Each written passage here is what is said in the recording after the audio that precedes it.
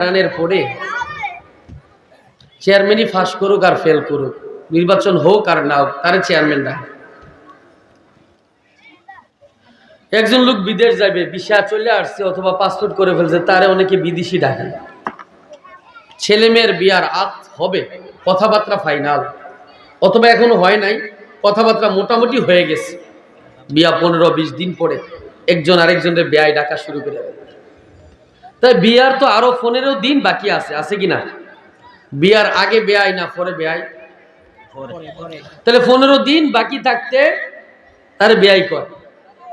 আচ্ছা, কবরের কি এমন নির্দিষ্ট আছে আপনি 15 দিন পরে যাবেন না? 15 সেকেন্ডেরও গ্যারান্টি নাই, ঠিক কিনা? তাহলে আমরাও কি কবরবাসী? আমরাও কি কবরে? আমাদের যেতে হবে, কবরের বাসিন্দা আমরাও, কবরে থাকতে হবে আমরাও। এই কবর একদিন, রাসূল বলেন, ইন্নাল কুবুর রাওযাতুম মিন রিয়াজিল জান্নাহ আও হুফরাতুম মিন হুফারিন নার। নিশ্চয়ই কবর তোমাদের কারো জন্য হবে জাহান্নামের গর্ত, আর কারো জন্য হবে জান্নাতের একটি বাগান।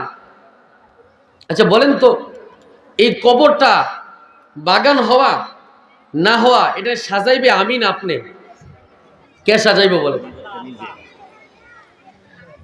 আমি প্রায় সময় বলি, বাপ খুব খেয়াল করবেন, অল্প সময় কথা বলবো,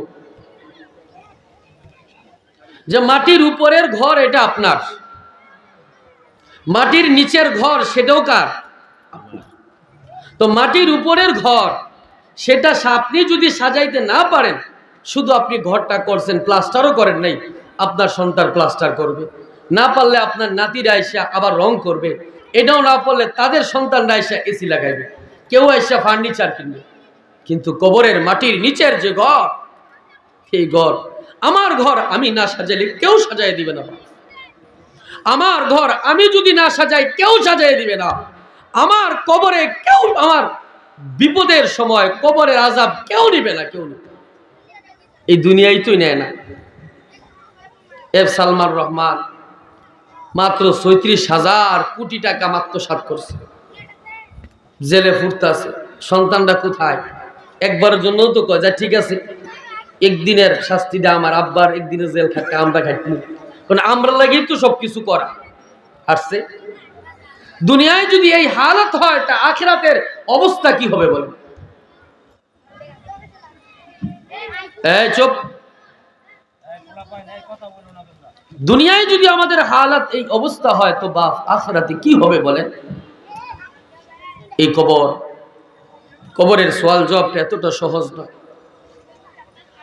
আম্মা জান খাদিজাতুল কুবরা রাদিয়াল্লাহু তাআলা আনহা একদিন আল্লাহর রাসূলকে বলেন, ইয়া রাসূলুল্লাহ, ইয়া হাবিবাল্লাহ, আমি খুব অসুস্থ, আমার মনে হয় আমি আর বাঁচব না।